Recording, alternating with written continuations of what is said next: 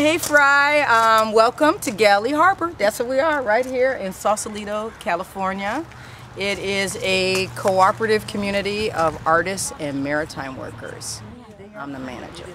Because it's been raining, you know, and everybody's just staying inside. Pump it down. Yeah, you know. We moved out here in early, it was like April '87.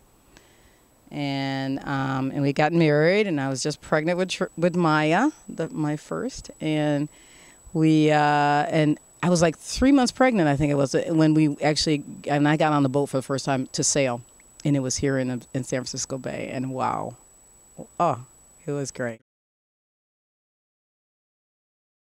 Down there is my studio, so I make jewelry down there, and then the navigation and chart area.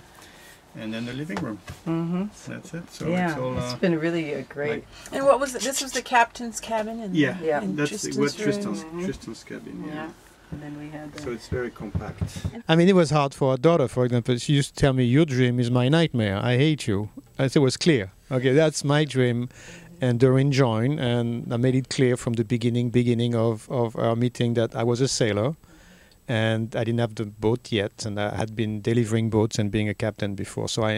And that will not change. Okay, so if we wanted to have a family and really travel and be together, then one day a boat will come and we will live on the boat and we will travel extensively on the boat. So anyway, it was clear between me and Doreen that this was going to happen, and so.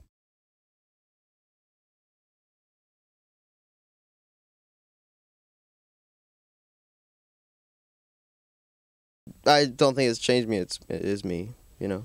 It's I've never been different, so it's sort of, it is what I am, I guess.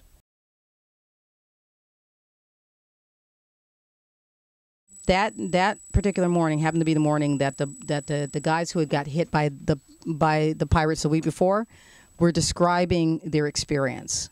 Just as we saw these boats on the horizon, one of our group said, "Can you give us a description of those boats?"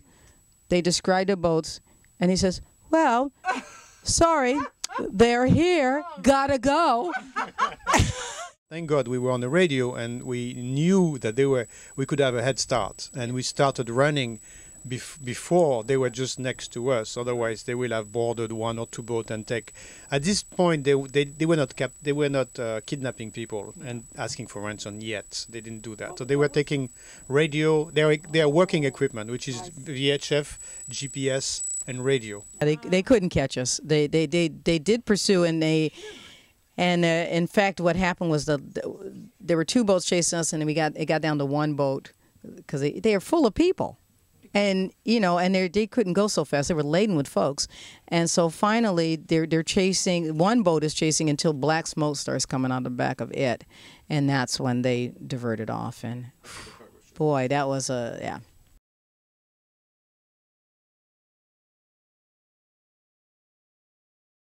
But be aware, when you leave here, your expenses go down tremendously. There's no more car. There's no more, you know, there's no more car insurance. There's no more rent. And then the other part of what you're concerned with is food. We deal with butter and cheese and meat differently. We can the meat. We have a pressure cooker, so we do canned lamb and chicken and sausages, and we also do that when we catch fish. So we have two big fish, so we can usually can half of the fish and eat half of it. So it really comes to a much smaller amount of money that you actually need to actually live, because at this point the moving this boat is primarily the wind. You know, that's free.